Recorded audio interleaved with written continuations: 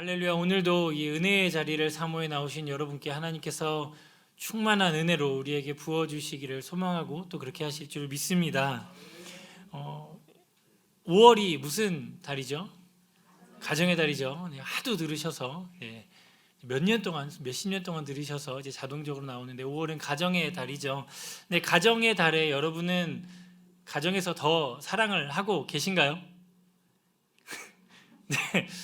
가정의 달이니 우리 특별 새벽 기도회 하면 특별히 더 열심히 기도하는 것처럼 가정의 달에는 특별히 더 가정을 사랑하시죠. 네. 그러면은 조금 더 깊이 생각을 해봐야 될 게 여러분의 가정은 우리의 가정은 하나님을 닮은 가정인가요?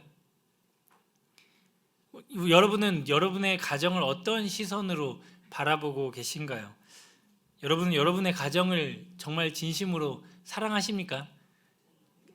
네, 그냥 우리 집이니까 그냥 살아야지 어쩌겠어가 아니라 정말 진심으로 전심으로 여러분의 가정을 사랑하고 계신가요?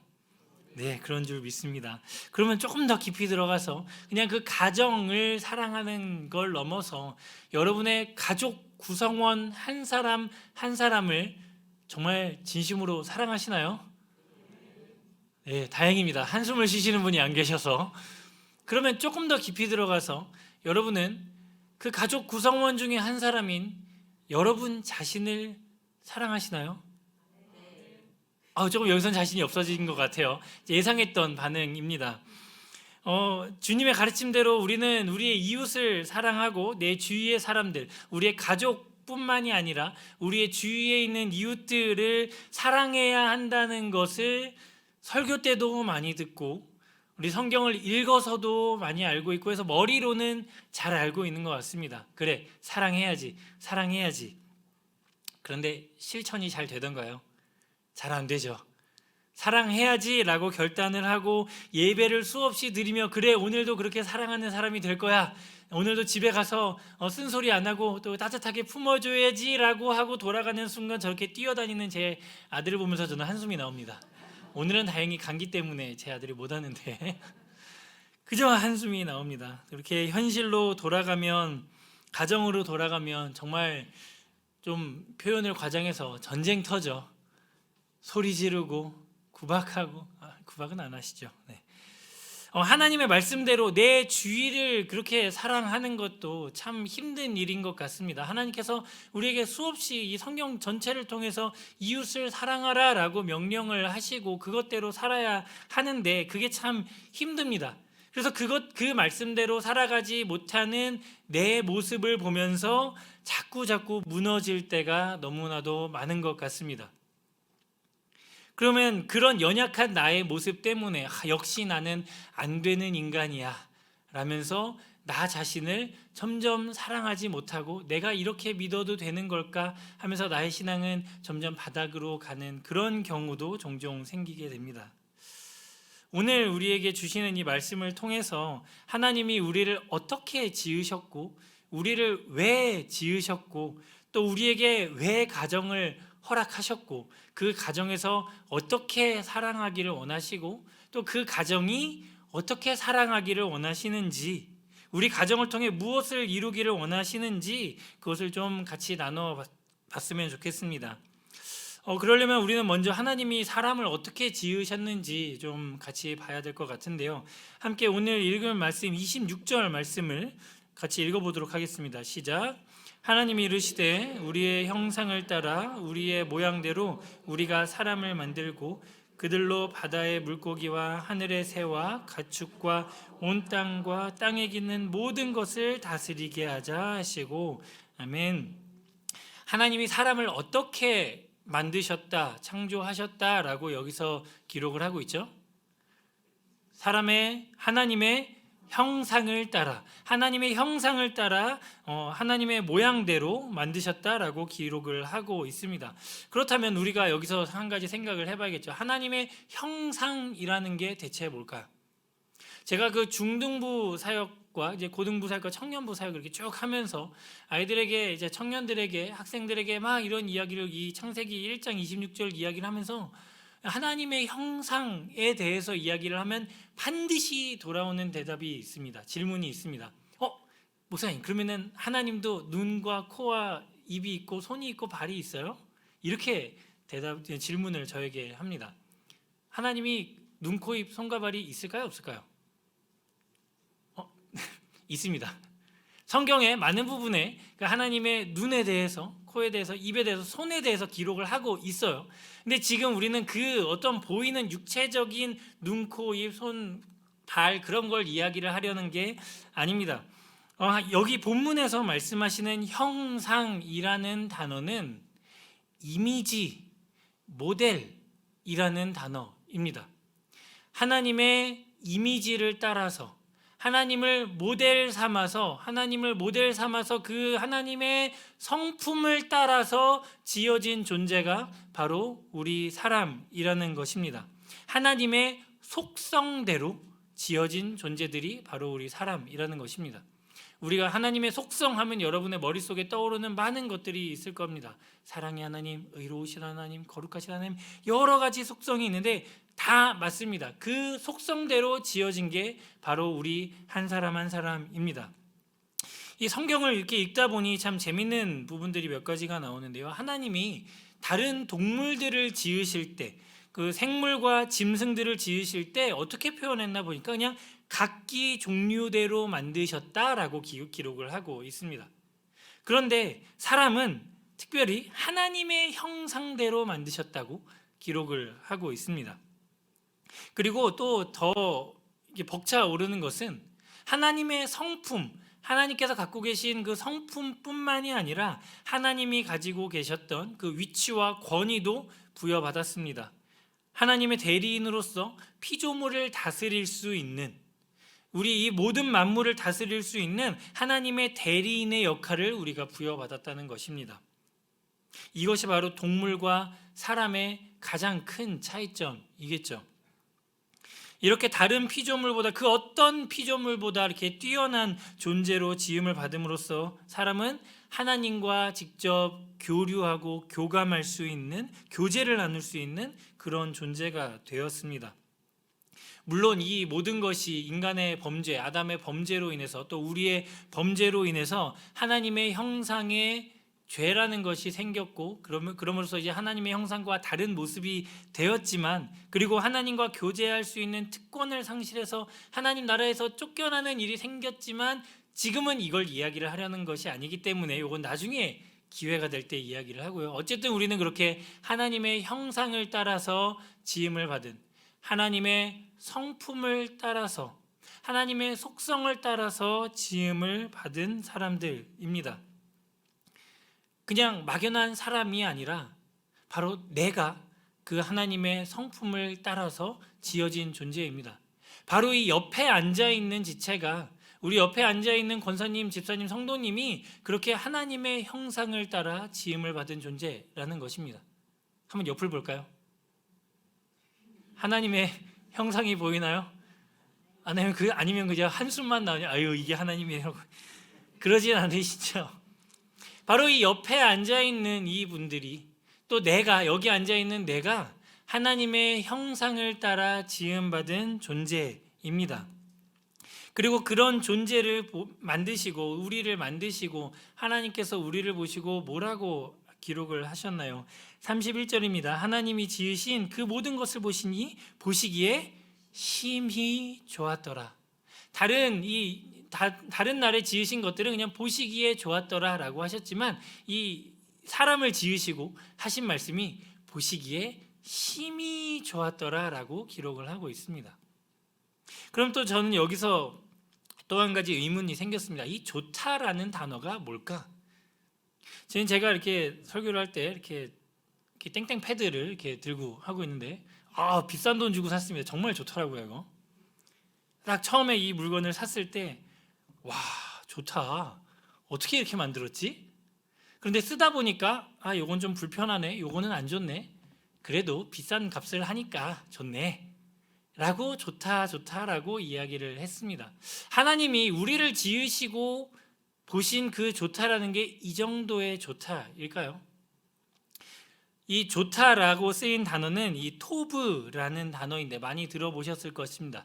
토브라는 단어인데 그냥 좋네, 괜찮네, 뭐 아직 쓸만하네, 좋네 정도가 아니라 완벽하다, 최고다, 온전하다라는 뜻을 가진 단어가 바로 이 토브입니다. 하나님이 여러분 한 사람 한 사람을 지으시고 지금 여기 앉아 계신 여러분, 그냥 아담과 하와의 이야기가 아닙니다. 여러분을 만드시고 여러분을 향해서 하신 말씀이 와, 완벽해, 최고야 라고 하신 겁니다. 한번 우리 옆에 계신 분께 한번 이야기를 해볼까요? 와, 최고십니다. 완벽합니다. 그냥 말로만 하시는 것 같은데. 네. 이 토브라는 단어가 바로 이것입니다. 완전한 선, 온전한 선, 우리가 하나님에 대해서 알고 있는 그 죄 없으신, 흠 없으신 완벽한 선, 그리고 완벽한 즐거움, 완벽한 기쁨, 완벽한 아름다움이 바로 하나님께서 우리를 지으시고 하신 말씀이 바로 그 보기 좋다, 심히 좋다라고 하신 말씀입니다. 여러분을 보시고 완벽해, 넌 나의 완벽한 기쁨이야, 요만큼 잘못했지만 뭐 그게 그 정도가 아니라 너는 완벽한 존재야, 그렇게 우리에게 말씀을 하고 계십니다. 그런데 이렇게 이야기를 하면 대부분의 사람들은, 정말 저는 한 90% 이상의 사람들에게 이 이야기를 했을 때 90% 이상의 사람들이 전 아닌 것 같은데요 라는 대답을 들었습니다. 저는 그렇게 완벽한 존재가 아닌 것 같은데요, 저는 이렇게 가지지 못한 게 너무나도 많고요, 저의 삶은 이렇게 완벽하지도 않고요, 저 사람이 저보다 더 완벽해 보여요. 그런 이야기를 많이 들었습니다. 나는 그렇게 완벽한 사람이 아닌 것 같다는 이야기를 하죠. 왜 그럴까요? 우리의 모습이 옆에 앉아있는 분들과 또 나의 모습과 또 여기 앉아있는 모든 분들의 모습이 각자가 다 다른 것처럼 하나님께서 우리를 놓아주신 환경이 다 다르기 때문에 그냥 비교해 봤을 때 나는 저 사람보다 좀 덜한 것 같고 저 사람은 좀 완벽해 보이는데 나는 좀 아닐 것 같고 자꾸 그런 모습을 비교하면서 보기 때문에 우리는 완벽하지 않아 보입니다. 하지만 하나님께서는 우리 각자의 모습을 다 다르게, 단 하나도 똑같은 것이 없게 지으신 것처럼 우리를 각자 다 다른 환경에 두셨습니다. 그래, 너는 좀 고생 좀 해봐라 하고 힘든 환경에 넣으시고, 그래, 넌 좀 잘했으니까 좀 좋은 환경에 넣으시고, 이 정도가 아니라 각자에 맞는 환경, 각자가 있을 만한, 마땅히 있어야 할 곳에 우리를 두시고 그런 곳에 있는 우리를 보시고 완벽해 라고 말씀을 하고 계신 겁니다. 그냥 너는 완벽한 존재인데 너의 환경은 조금 부족해가 아니라 네가 지금 있는 환경, 그리고 너의 모습, 너의 가진 것, 가지지 못한 것, 그건 다 내가 계획한 것이야, 너는 완벽해 라고 우리에게 말씀을 하고 있습니다. 그런데 우리 눈에 보기에는, 내가 보기엔 내가 요걸 좀 가지지 못했고 내가 이게 좀 부족하고 해서 나는 완벽하지 못한 존재야 라고 그렇게 생각을 하는 것이죠. 하지만 하나님께서는 우리가 가진 것, 가지지 못한 것, 부족한 것 모두를 하나님이 지으셨고 그것들을 보시고 각자를 보시고 딱 맞아, 그래, 딱 맞아, 아주 완벽해, 이렇게 말씀을 하고 계십니다. 여러분 한 사람 한 사람은 하나님께서 지으시고 완벽하다고 하신 존재입니다. 난 완벽해, 한번 해보실까요? 난 완벽해. 그런데 이렇게 완벽한 존재이지만 하나님께서 이렇게 사람을 지으시고 완벽하지 않다, 보기 좋지 않은 것이 딱 한 가지가 있었습니다. 한번 2장 18절, 창세기 2장 18절의 말씀을 같이 읽어볼까요? 시작. 여호와 하나님이 이르시되 사람이 혼자 사는 것이 좋지 아니하니 내가 그를 위하여 돕는 배필을 지으리라 하시니라. 아멘. 이 구절은 자칫 우리가 잘못 읽으면 하나님께서 이 아담을, 남자를 만드시고 완벽해, 이제 모든 것이 완벽해 라고 해놓고 좀 지내다 보니 요게 조금 부족했구나, 혼자 있는 게 조금 보기가 조금 그렇네. 내가 좀 실수를 했나 보다. 그래서 여자를 지어주셨다. 이렇게 오해할 수도 있지만 이건 우리가 정말 성경을 잘못 읽고 있는 겁니다. 하나님은 그렇게 충동적이거나 하나님은 또 그렇게 실수를 하는 분이 아니십니다. 하나님께서는 이미 창세 전부터 아담과 하와를 만드실, 창조하실 계획을 갖고 계셨습니다.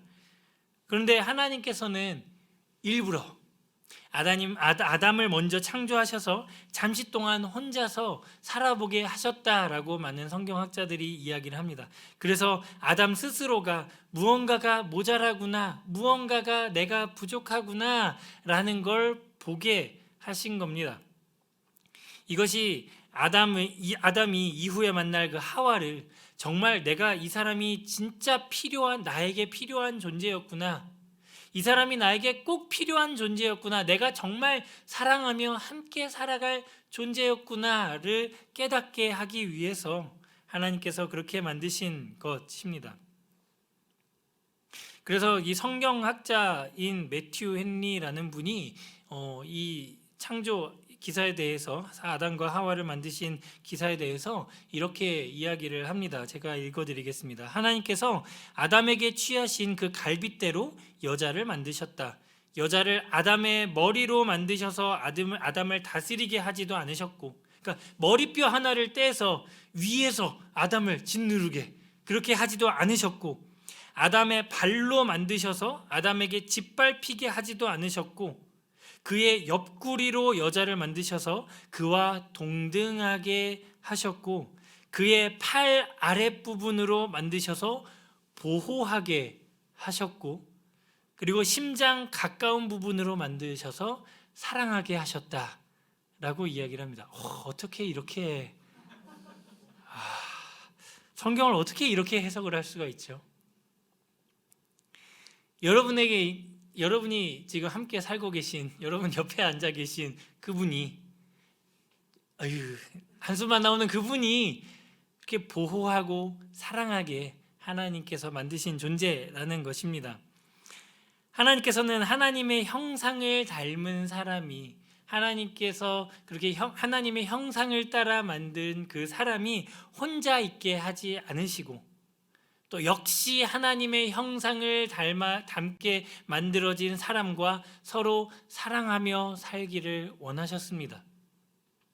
그래서 그 사랑하는 사람과 함께 공동체를 이루고 함께 가정을 이루고 서로 사랑하면서 살기를 원하셨습니다. 그리고 그들이 부모가 되어서 그들의 자녀들이 가정에서 아버지와 어머니를 통해서 하나님의 성품을 배우기를 원하신 것이 바로 하나님이 가정을 향해 이루시기 원하시는 하나님의 뜻인 것입니다. 그런데 단지 하나님이 이렇게 서로 사랑하고 사랑받고 그러기 위해서만 하나님이 가정을 만드셨을까요?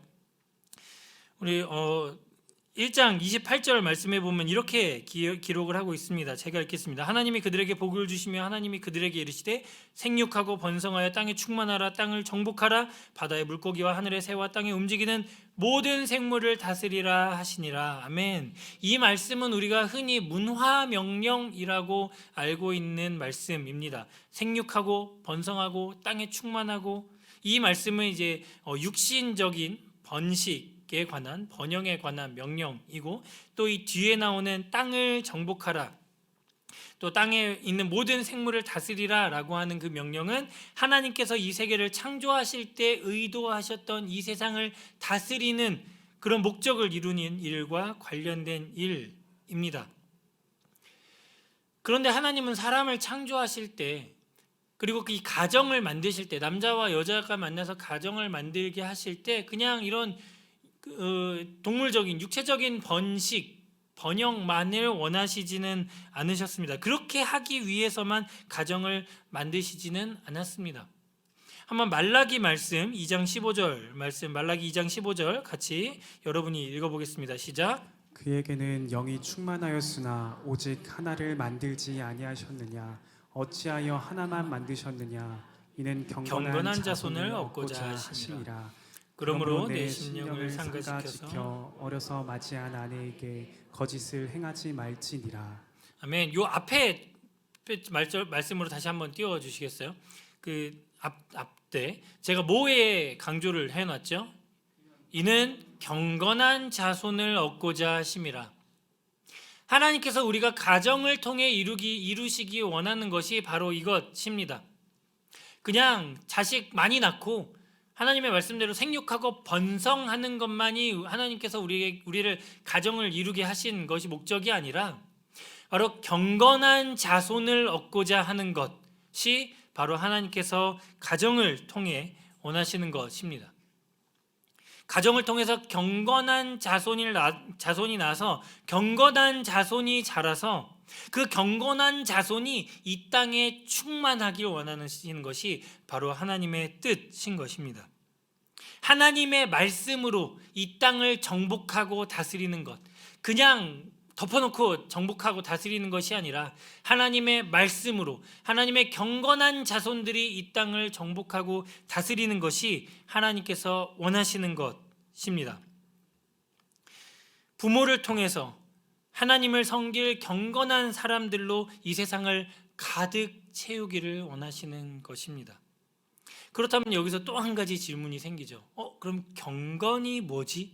경건한 자손을 우리가 가정에서 길러야 하는데 경건이 뭐지? 여러분, 경건하면 머릿속에 딱 떠오르는 이미지가 어떤 것이 있나요? 성경책을 옆에 끼고 할렐루야 주님이 하셨습니다. 이게 경건인가요? 간단하게 설명을 하자면 이 경건은 이 한마디로 정의를 하기가 참 어렵습니다.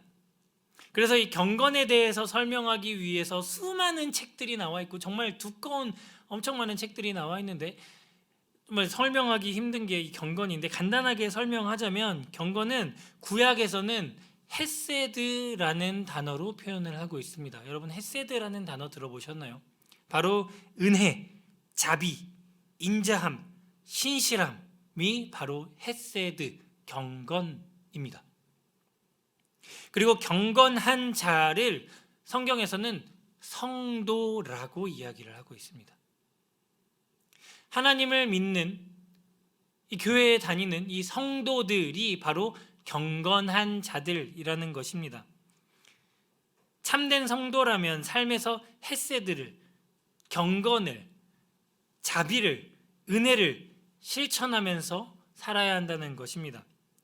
그리고 신약에서는 이 경건을 뜻하는 단어가 크게 두 가지로 나오는데 뜻은 비슷합니다. 예배를 드리는 행위, 그런 자세로 사는 삶, 우리가 요즘 많이 이야기하는 삶의 예배를 이야기를 하는 것이 바로 이 경건입니다.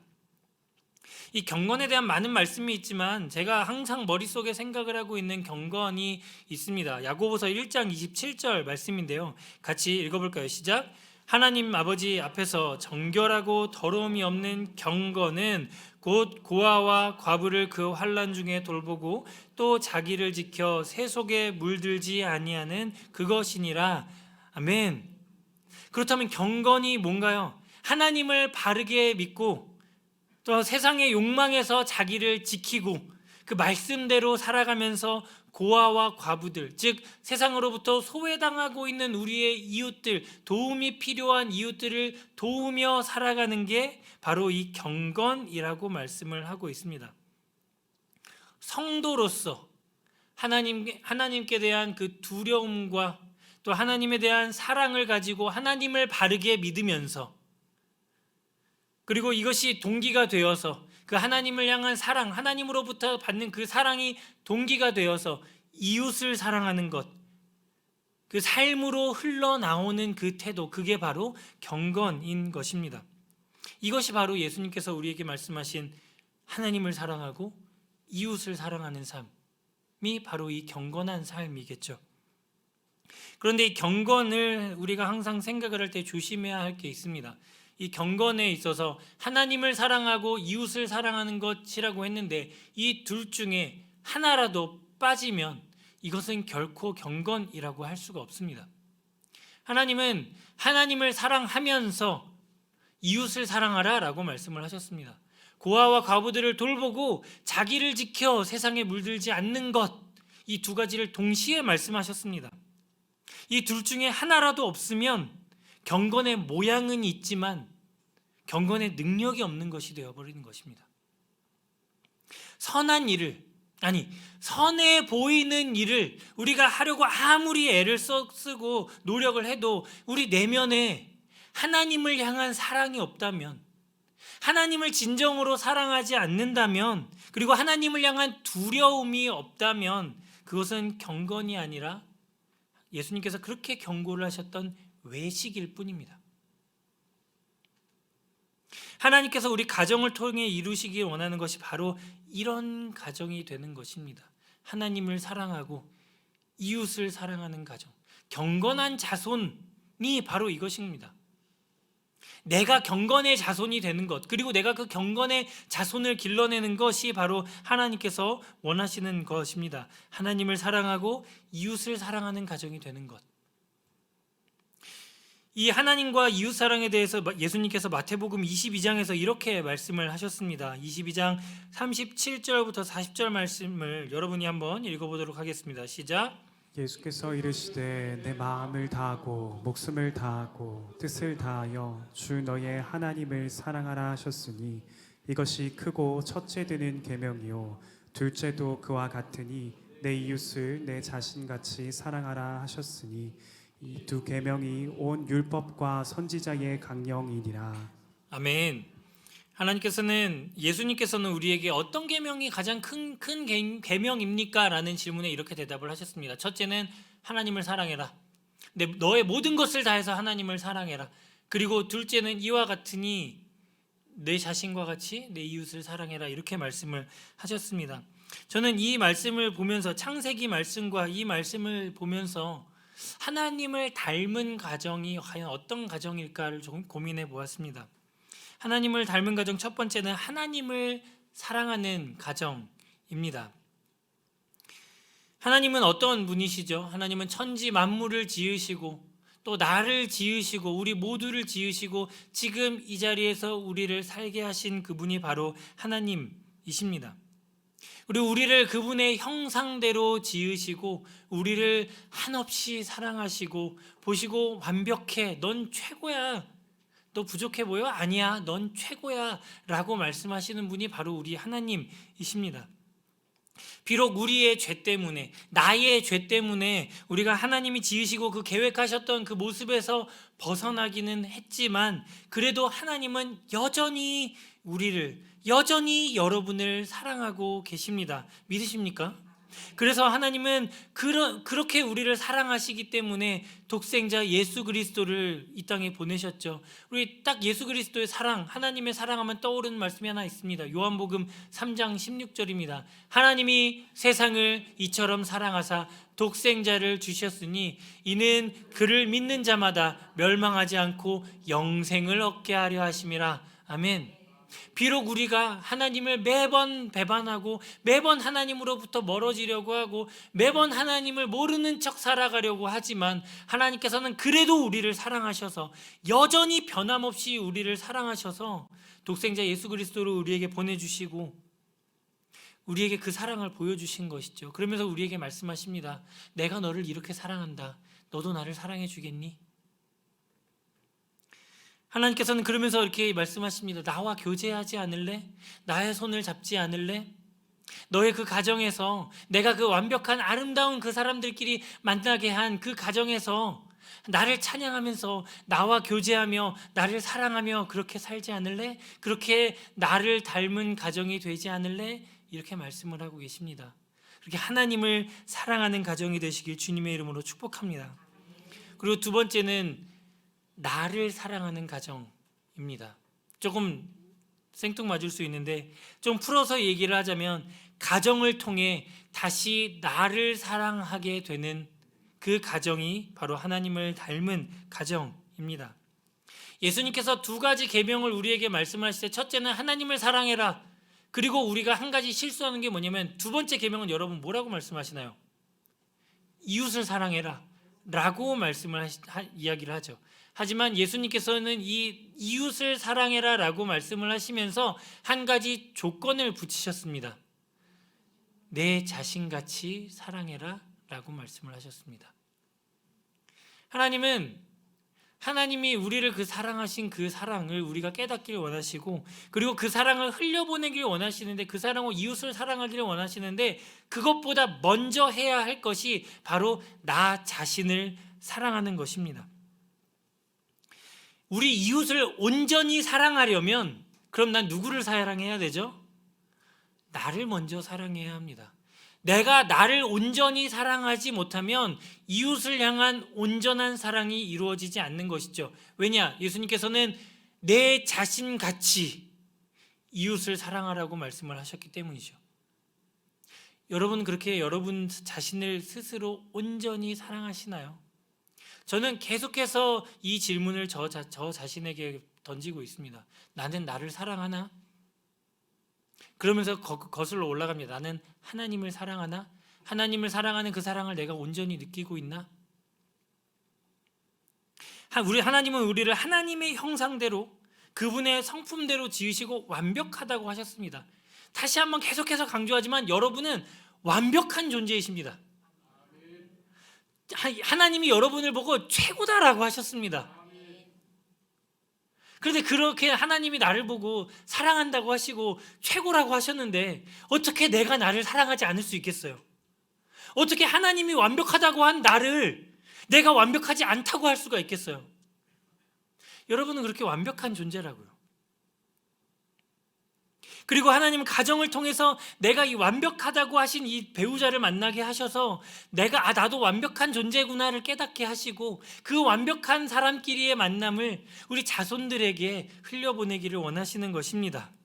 그렇게 여러분을 스스로를 사랑하시고 배우자를 사랑하시고 우리 자녀들에게 그것을 흘려보내는 경건의 자손들을 길러내는 여러분들이 되시길 주님의 이름으로 축복합니다. 마지막으로 하나님은 우리가 이웃을 사랑하는 가정이 되기를 원하십니다.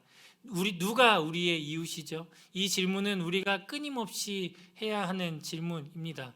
우리 옆집에 사는 사장님, 그분이 이웃인가요?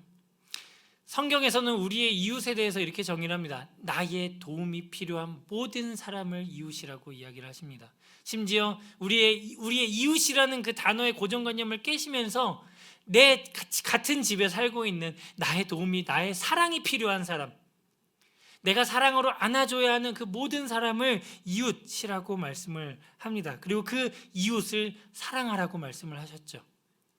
하나님을 사랑하는 것처럼, 그리고 너 자신을 사랑하는 것처럼 이웃을 사랑하라. 야고보서 2장 14절에서 17절 말씀에서 하나님은 우리의 믿음에 대해서, 또 우리의 경건에 대해서 이렇게 말씀을 합니다.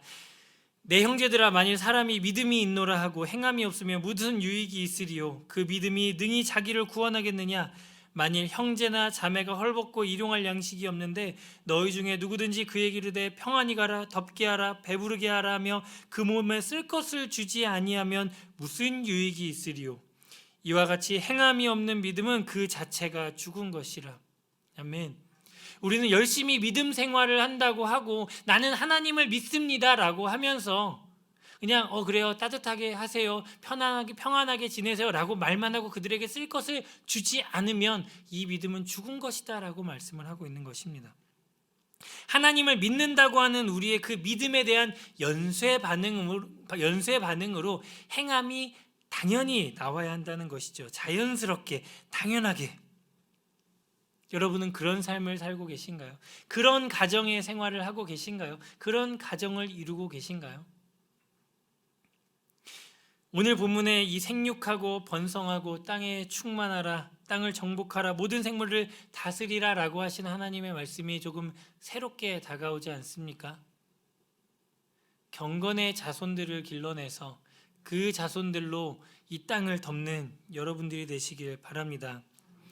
하나님께서 우리에게 말씀을 하십니다. 나의 사랑하는 아들아, 나의 사랑하는 딸아, 너는 완벽한 존재야. 내가 너를 그렇게 완벽하게 지었고 난 너를 너무나도 사랑해. 그리고 그 사랑을 한번 이웃에게 전해볼래? 그리고 그 가정에서, 너의 가정에서 너의 자녀들을 그렇게 사랑하고 그렇게 실천해서 그 자손들이 온 땅에 복음을 전하는 그 모습을 해보지 않을래? 그게 너희가 해야 할 일이야. 맨 처음에 했던 질문을 다시 한번 해보겠습니다. 여러분은 하나님을 닮은 가정인가요? 이 질문의 대답이 어렵더라도 앞으로 이 말씀을 기억하면서 하나님을 닮는 가정이 되시길 주님의 이름으로 축복합니다.